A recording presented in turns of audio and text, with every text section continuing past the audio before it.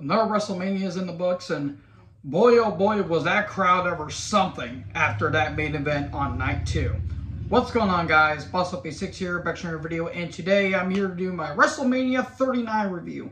I didn't want to do it in 2 parts because I felt like reviewing it all together would be a lot more, you know, acceptable in a way. And I do apologize for my hair. I've been working out in the yard all week, and yeah, that's basically about it. So, despite the fact that I was not a fan of the build going into this Mania, I really thought some of the matches were very lackluster. Like, some marquee matches felt very lackluster. And thinking I wasn't going to care about some of the matches, this is one of the best WrestleManias I've seen. Like, I'm not saying that with a lot of prosperity. This is legit one of the best Manias of all time. I would argue top 10. Like, this is up there. Like, were there ebbs and flows? Were there flaws? Oh, absolutely. There's no such thing as a flawless Mania. I mean, let's be fair. 17 had some flaws. Even my personal favorite, 19 had some flaws. But this show, like, both nights were exceptional. With a couple meh moments, this was honestly one of the best wrestling events ever. And this is the highest grossing Mania, or not the highest grossing Mania, the highest grossing pay-per-view in company history. That is insane. And yes, the aftermath of WWE being and UFC being conjoined and being bought by Endeavor, which is more so like an MMA, it's some kind of company and all that stuff. I'll get to that probably in some other video, but so much has happened in the span of this week. We had NXT Stand and Deliver, we had Mania, and now that WWE has been bought. So much wrestling news going on, but we're not here to talk about that. We're here to talk about Mania. So, we get to the opening match of Austin Theory versus John Cena for the U.S. Championship. Cena coming out to make with kids from a Make-A-Wish Foundation. I would have speculated that Cena would have won, but alas, Theory won, yeah, via shenanigans and, you know, via referee knockdown. Theory wins. John got to go home happy. The crowd was really digging Cena. Like, this has been the most electric crowd in a dog's age. Like, this crowd was basically up for almost everything. I mean, hell, they made more noise than a regular Chargers or LA Rams game, but that's not saying much because both the franchises are really irrelevant. But yeah, really damn good, really solid opener. It felt like a paint-by-numbers Cena match, like kind of like a typical Cena affair. But all in all, it was solid, and Theory going over was the right move. And I will say, I only got one prediction wrong on night 1 and 2 on night 2, and I'll get to the wrong prediction here in a minute, but all in all, solid opener. And then we get to one of the biggest unexpected moments, I guess you could say. The men's showcase fatal 4-way match between Street Profits, Team Mayusa Bald, Alpha Academy, and the How to Train Your Dragon cosplayers. I went in with zero expectation with this match. I'm like, okay, this is the piss break match, and we just get our food. This turned out to be one of the most pleasantly surprised matches of the whole week. Like, this was a sleeper if I've ever seen one. Like, this match had no right to be as good as it was. Like, you have Gable proving why he's one of the best in the company right now, despite the fact he's taking pins, which he took the pin in this match, no shock. Strowman doing some damn good stuff, hitting a splash off the top rope. He got hit with the rolling German suplex by Gable. That is impressive. And Gable did that with ease, basically. You have Ricochet flying all over the place. There was so much going on in this match, but it was all controlled chaos, basically. And in the end, Street Profits win. I figured they were going to. And I'm interested to see where they're going to go afterwards with them. So yeah, all in all, really damn good stuff. Then we get to Seth Pheasant Rollins versus Logan Paul. And Logan Paul came down with a Prime costume. Like a Prime mascot. I thought for sure it was Jake. But it turns out it wasn't. It was KSI. Oh, JJ, you're a good dude, but why are you associated with Logan Paul? Good match. This was a damn good match. I hate how good Logan Paul is. As an athlete, he's one of the best celebrity athletes in modern times. As a human being, complete douche, complete tool bag, don't want to see him, he's scum of the earth, you know, all that stuff. This was a hell of a match. We knew it was going to be a hell of a match too. And Rollins' entrance was awesome. He came out, looked like a bow, like a present that you, like a bow you put on like a Christmas present. Then he looked like Bret the Hitman Hart and Jeff Jarrett somehow had a weird love child. Like, Seth's gear was wacky as all hell, but that's Seth for you. Damn good stuff. The one spot that made me laugh is when Logan Paul was about to hit the frog splash on Seth. Then KSI got pulled onto the table, and KSI basically died, which was pretty damn funny. Seth wins, thank God. And apparently Logan's contract was up after this match. I wouldn't be shocked if he re-signed. As much as I despise saying that, he knows how to bring his A game. Like, this was probably his best match so far.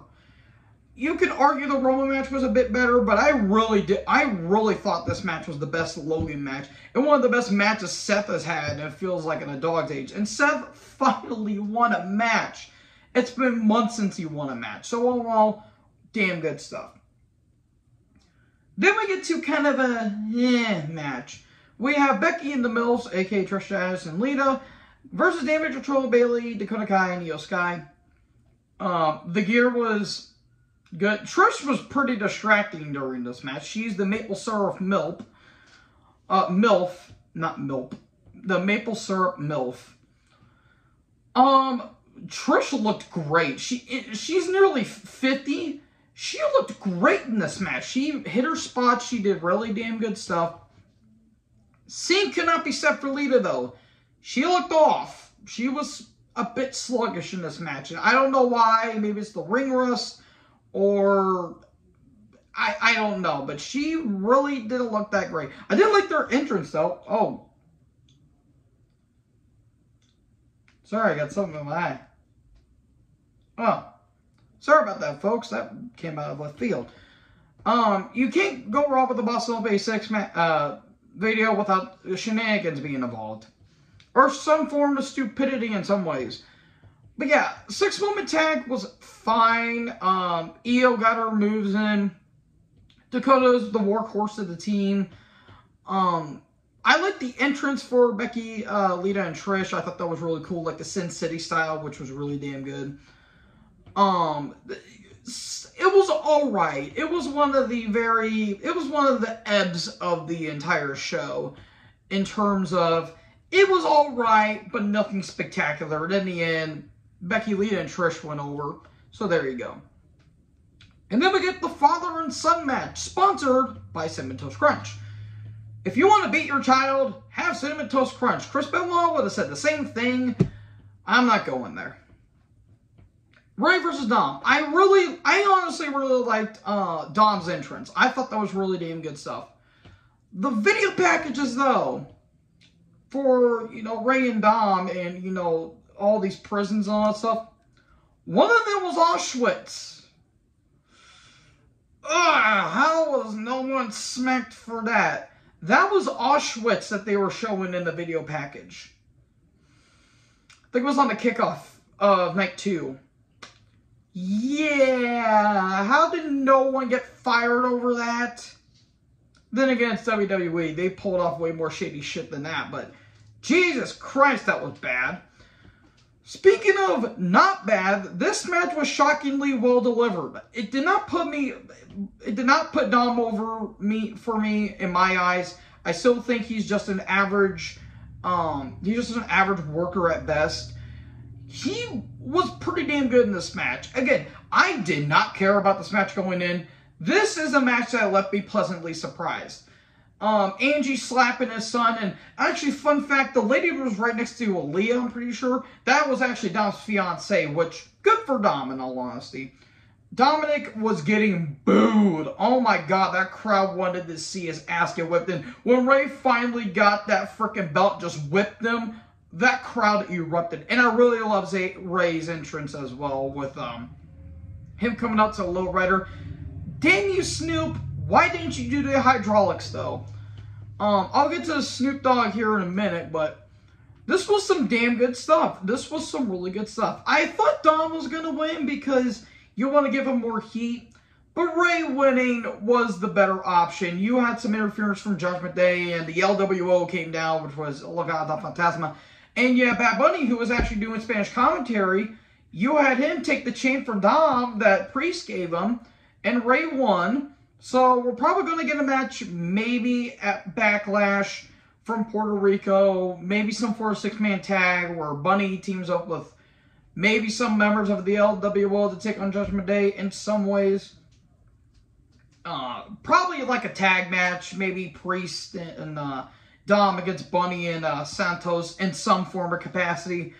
But yeah, if this is Ray's last Mania match, I thought he went out on a high note, in my opinion. And then we get to the match of the night, in my personal opinion. Rhea Ripley versus Charlotte Flair for the SmackDown Women's Championship. Now, there was rumors that this was going to main event, and even Charlotte even said herself that they should main event. Well, if you can't main event, you might as well steal the whole damn show. Just ask Shawn Michaels and Undertaker for Mania 25. This match, at first, it was slow. It was a slow burn. I'm like, oh god, it's going to be one of these matches. It's going to be a sluggish Charlotte match. But it built up. This crowd wanted Rhea to win and then some. The kickouts mean ever more in this match. Rhea looked like a goddess, but that's not saying a lot. This was a damn good match. This is a match of the year contender. I wouldn't say it's the best match at Mania. I'll talk about that when I get into night 2. But this was a damn good match. This was a hell of a match. Rhea finally winning. Charlotte kicking out of the Riptide, which was really damn good. And you think Charlotte was going to win? But Rhea managed to go through adversity, hit that top rope Riptide. She is the new SmackDown Women's Champion. And I think Rhea went backstage with Charlotte and thanked her. This was damn good. This was some really good stuff. As much as I'm not a huge Charlotte Flair fan, she really knows how to put over talent when she needs to. And this is one of the prime examples. This was a hell of a match. In my opinion, it stole night 2, in my personal opinion. Some people may say the main event, but I like this a little bit more. And then we get the Miz and Snoop Dogg talking about the attendance record. And Miz is talking trash, and then Snoop's like, well, if you want an opponent, here you go. Pat McAfee shows up, and Cole was legit surprised because no one knew that he was going to show up, apparently. And Miz and McAfee had a match. It was, by default, the weakest match of the entire show, but it was still fun. George Kittle of the 49ers was there. That was always cool to see because I love George Kittle. He interfered, kind of got like the Gronk spot for Mania 33 to get to attack the Miz. McAfee hits the punt, and there you go, McAfee wins, and he is now, well, he's technically 2-1 at Mania, but this was fine. It was a filler match, because I don't think they had anything for Lashley, which, by the way, Lashley just went up on the stage, showed off his trophy, and there you go. Oh, I feel bad for Bobby. He should have at least... I thought they were going to have maybe Corbin go out there, say, where's my Mania moment? And then you have Lashley come down and say, well, I've been wanting to fight for so long and all that stuff. And Bobby just destroys Corbin. At least Bobby should have gotten a match. But I guess an appearance wouldn't have killed him. But damn. The Bryan match would have been terrible, but at least feature Bobby in some capacity. And this is the best that they got for him. It's a damn shame, but at least Bobby got on the card, at least. And then we get the main event. Undisputed Tag Title match. Sami and KO versus Usos. As a tag match, it was great. This was probably the best tag match in Mania history. I wouldn't go as far as say it's the best match, tag match in company history. I think there's a couple that might beat it out just by a pube hair. But the emotion, the storytelling, Sammy selling his ass off. Sammy is one of the most underrated sellers ever, and KO is up there with him. The Usos, the only gripe I had is that they were doing a little too much super kicky. It was a bit super kicky for my liking, but it fits the Usos style, and they piss on any Young Bucks match that they tried to construe as emotional. But this was damn good stuff. KO getting thrown through a table, thinking it's over. The 1D, but a kick out. The crowd was eating all of this and then some. And then in the end, super kick, stunner, 3 haluva kicks, 1, 2, 3. Sammy and KO win, and the crowd went berserk. Hell of a way to end the first Mania night. And you would think that, you know, nothing's going to top this. I think there's one that might. And you also got some, I didn't really include this because no one cared. Little Uzi Vert was there for some weird reason. And I'm actually looking on the Wikipedia. Yeah, Stand Deliver, all that stuff. Lil Uzi was there for some weird reason. What other celebrities were involved? Becky G, she performed America the Beautiful, which she looked nice, I'll say that. I'm trying to think. Yeah, Bad Bunny, Logan Paul, George Kittle, you know, all that stuff. So that was, night 1 was really, really strong. And then we get into night 2, where we kick off with Brock versus Almost with MVP. The match went as it should have been. Keep it short, under 5 minutes. Have Almost toss Brock around like a sack of potatoes. Brock gets the suplexes, tries to go for the F5 but fails. Does get the F5, and there you go. Almost doesn't look weak. You still keep him strong because he kind of rolled out of the ring and got up afterwards. So you send Brock home. You send him home early. And there you go. This is how you should feature a match like this. Don't let it go for more than 10 minutes. Keep it short, sweet, to the point. And in the end, you have one of the big men go over. That's how it should go. And then the crowd took the piss break during the next match, which was the women's tag match. Ronda and Shayna versus Liv and Raquel versus Shotzi and Natty versus Chelsea and Sonya. Yeah, this crowd was dead for this one. This crowd literally did not care about this match. They popped a little bit for Natty, and they popped a little bit for Liv, but no one else got a reaction. Natty did do the double sharpshooter, which was a cool spot. And then that crowd just basically gave up on the match after Shayna Ronda won, which, yeah, cool. Shayna's boot came off during the match. I don't know what happened there, but yeah, this match was by far the worst match of Mania by far. Like, yes, there's another match that happened, but it was more entertaining in a way. So yeah, we go from the worst match of the night to the best match of the entire card, in both cards, I should say. Gunther versus Sheamus versus Drew for the Intercontinental Championship. One word to say this. Ow. I felt like I was getting beaten and I was watching this match. This is time for the best match of the year, in my opinion. I literally am going back and forth between this and the Iron Man match from Revolution. This match was fucking incredible. Like, I knew it was going to be a show stealer, but golly Jesus. Like, Charlotte Rhea was a close contender for it. I thought this match was better. Because this match consisted of nothing but chops. Like, there was at least like 20 dozen chops in this match. And Titus on commentary, I understand why. He did take away from the commentary a little bit. He took away from the match just a little bit. But his commentary was pretty damn funny, I thought. Gunther just proven that he's one of the most deadliest men in the roster. Drew and Sheamus' history. I really love how Sheamus hit the bro kick, but Drew pulled him out. Sheamus' chest was red, and it looked like it was bleeding. Drew looking like $1,000,000. Everyone came out looking great. And then Gunther comes out of left field, power bombs everyone the hell on back, and Gunther retains the title. Then he's beaten the record then. Then you could probably pull from NXT, you could probably do Dragunov, so that way they can finish their rubber feud. So that way somebody will finally get the one up on the other. But this is the best WWE match I've seen this year. Now you think after that match, you think the crowd would be dead afterwards. But no, not really, because up next we got the Raw Women's Championship match between Bianca Belair and Asuka. Asuka's entrance was awesome. I really loved it.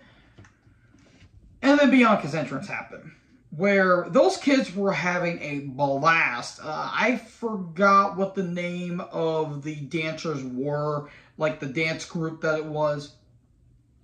But Triple H talked this in the press conference, and there's some sad news that he informed everyone. The little girl that was dancing with Bianca during the entrance, the contortionist, her mother unfortunately passed away earlier that day, and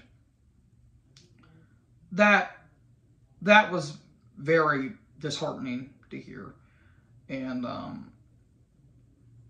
that sucks. That really does. No child should ever go through that. The mentality is always being, you should let your child bury your parents and not your parents bury your child. That sucks. That really does suck. I really feel bad for that little kid. Yeah. So, on that heartbreaking note, what didn't suck was this match. I would say this was almost as good as Rhea and Charlotte, but the result, I don't know how to feel about it. I really want Asuka to win this match. I really want her, because they were building her up as Kana, going on this tear, and thinking, okay, she's got to win at Mania then, because I love Bianca, but I feel like they need to move on from her reign. Bianca won this match, which I don't know how to feel about that.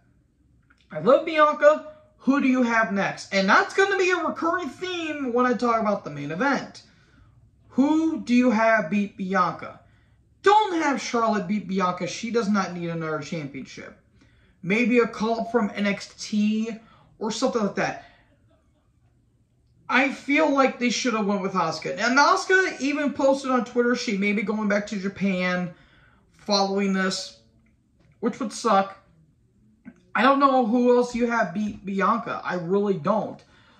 I'm legit trying to think. I don't know who you have beat Bianca. Unless they're going to do a unification match, maybe at SummerSlam with Rhea and Bianca in a unification match. They could possibly do that, but I don't know who else you would have for Bianca the face. Like, the women's division is pretty damn dry, so you need to build up some moisturizer and make sure the cloud's up there, so that way you can have a drinking hole for the elephants. No, I don't know what the hell is going on, but who else do you have?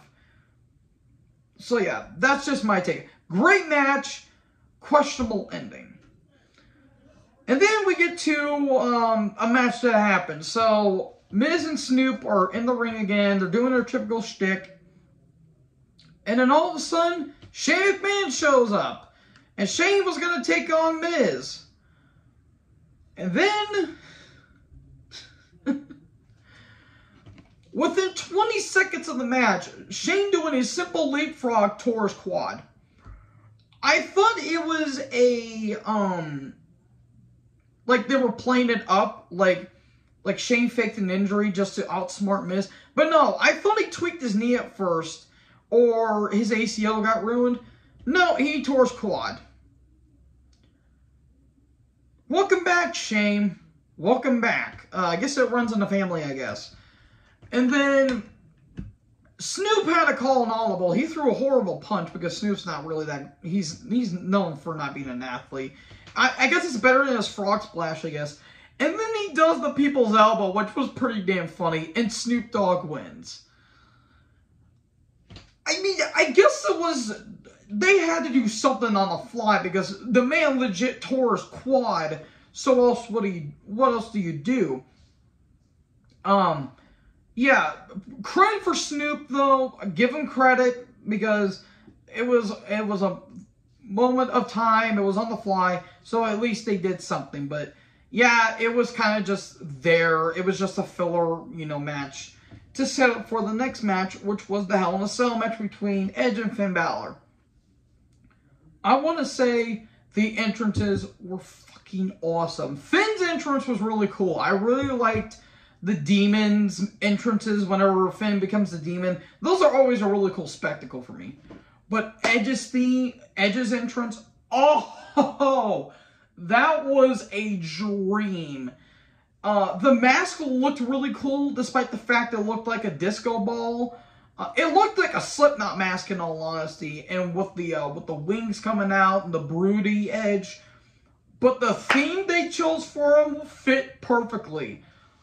I would never suspect to hear South of Heaven by Slayer in a wrestling event in the Lord and Savior 2023. I checkmarked that bitch off as soon as I got done watching that entrance, because that entrance was really, really cool. Honestly, that was a top 5 entrance for me. And that was the best entrance of the entire show, too. The match itself, it was fine. It wasn't spectacular, but it wasn't awful, as some people would say. I thought it was just fine.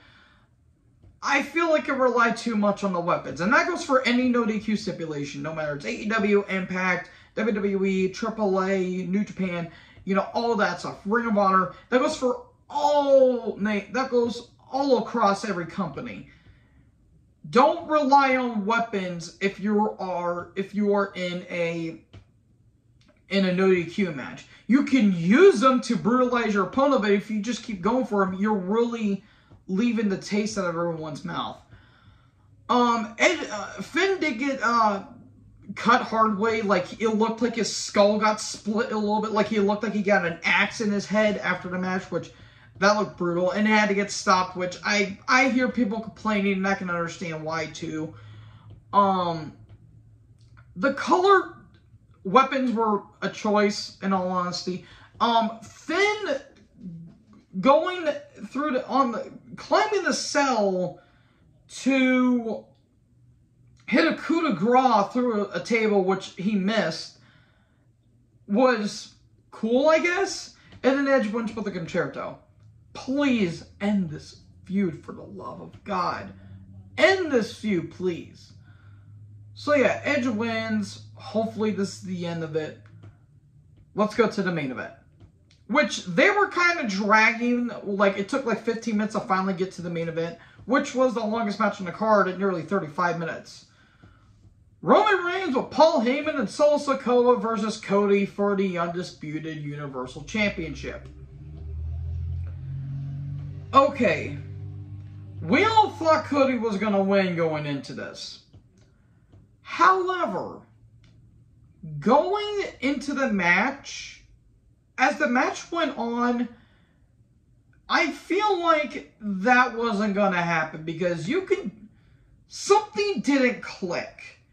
Like, the crowd really wasn't cheering Cody on that match, because I'm pretty sure everyone could see through the bullshit drama that Cody was going through.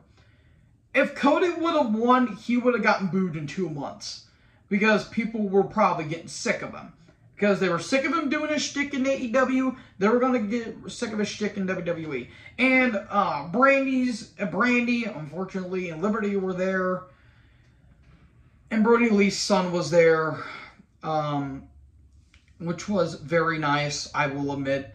I'm willing to bet Brody meant a lot to Cody. Not only for their matches in AEW, but their chemistry in general. That was a very nice gesture. At times the match did feel a bit slow, but it's a Roman match. It's more of a slow burn. And a lot of trash talking because Roman's just that damn good. And it was going well. Ref bump, obviously. And Solo was interfering. He eventually got tossed out. And then the Usos showed up. And then Sami and KO showed up to run them off. You think Cody was going to do it? Get in the crossroads and everything. Solo shows up out of nowhere. Samoan Spike Spear. And that crowd was deflated. That crowd was heated. They pulled a Lex Luger on Cody. I don't know what to say. Because after the match, I'm like, who do you have beat Roman? And thinking about it, who just lost the NXT Championship lately? Who has proven to be one of the best upcoming stars in the company? Rex Steiner. You could possibly have him versus Roman at SummerSlam? Because if Roman doesn't lose at SummerSlam, and if the rumor is he's going to be facing The Rock at Mania, why would you bother putting the titles on the line if you could have Roman lose at SummerSlam? And plus, Roman would hit nearly 3 years at that point because he wanted a payback in 2020, and that was a week after SummerSlam. So, I don't know. What is the ending? And even Triple H said it was sometimes you got to do a new chapter in the story. So the story is going to continue.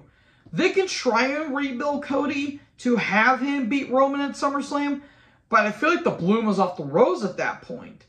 They're going to have to try to rebuild Cody. Like, you could possibly have Cody versus Solo at Backlash, and Cody gets his revenge there. I want to know what is the final result, because who's going to beat Roman? What's going to happen to Cody? That's what I'm really starting to like about Triple H's creative direction. He's given us all of these predictable endings and turning a swerve on it. I'm really starting to enjoy that, even though it's a little bit, it's a bit meh sometimes.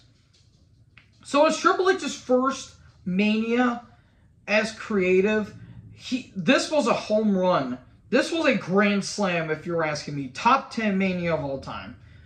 So yeah, that was my Mania 39 review. I apologize for this going on a bit long, and I'm sorry I didn't upload this earlier. I was doing a lot. I was working around the house, so thank you guys so much for this video. What did you guys think about WrestleMania 39? Let me know in the comments section below. Make sure you guys leave a like, leave a comment, tap that big red subscribe button, and tap the bell so when I upload, you will be notified.